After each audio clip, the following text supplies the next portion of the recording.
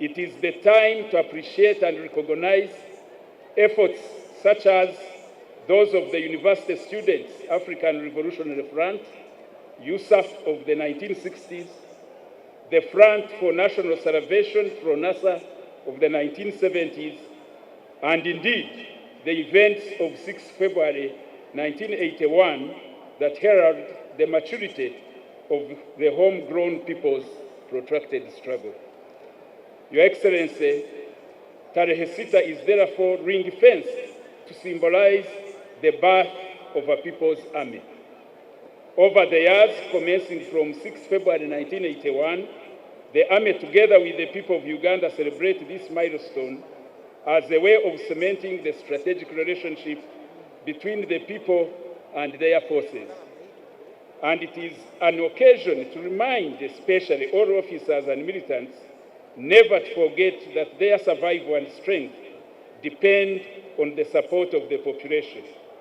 And for this reason, sir, the National Resistance Army and UPDF each year moves out to specific regions of the country to conduct several civil-military cooperation activities involving symbolic quick impact projects as one form of expressing gratitude and thanking the population for their unwavering and unconditional support.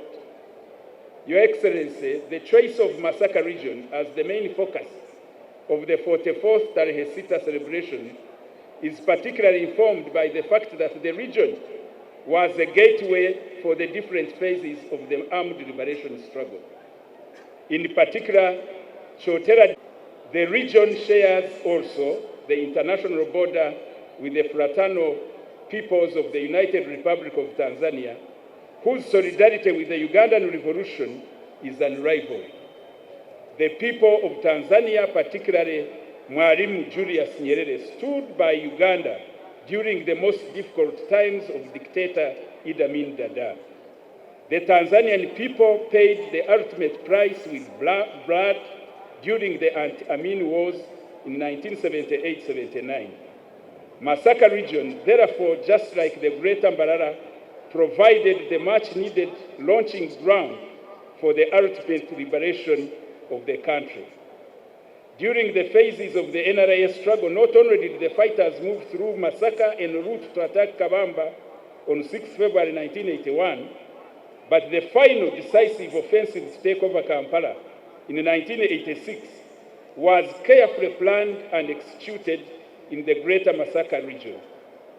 Therefore, to consolidate the gains of the People's Revolution, it was important to intensify political engagements with the good people of Masaka to ensure we consolidate the gains of the struggle.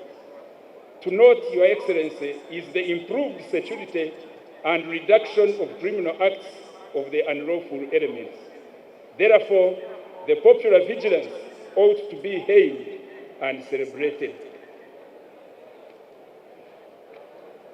The 44th Tarehe Sita anniversary being marked today is under the theme Celebrating Pan-African Solidarity and the People's Sacrifice in the Struggle for Freedom, Democracy, for Socio-Economic Transformation.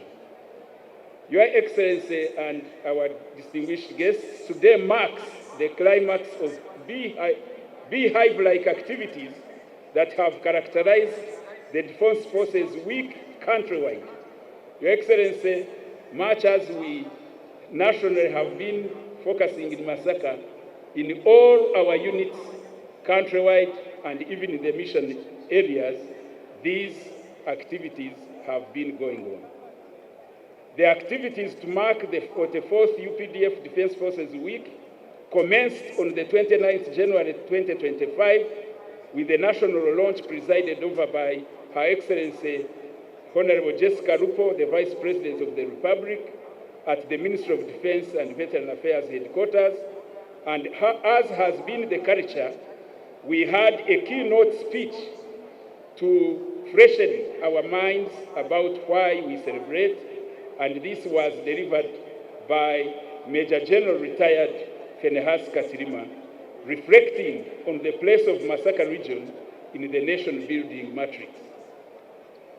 Your Excellency, the national launch was followed by the regional launch on 30th January 2025 at Ntete, Kasenyi Sub-County in Sembabule District, Mawogola West, which was presided over by the Honorable Minister of Defense and Veteran Affairs, representing the Right Honorable Prime Minister, together with the Honorable Minister of State for Finance, Honorable Haruna Kasolo, and the Minister of State for Health, Honorable Hajat Hanifa Banjirana Kawoya. District launches took place on the 31st January 2025, and these ministers, accompanied by UPDF generals and other senior officials, and attended by enthusiastic members of the public and their district leaders. Your Excellency, allow me to highlight some of our key programs during this period.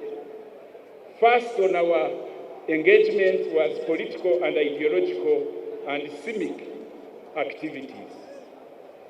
Sir, a team of senior UPDF political commissars and civic officers from the Joint Political Commissariat have successfully conducted a 10-day mobilization engagement, including barazas with the population in all the districts of Greater Masaka.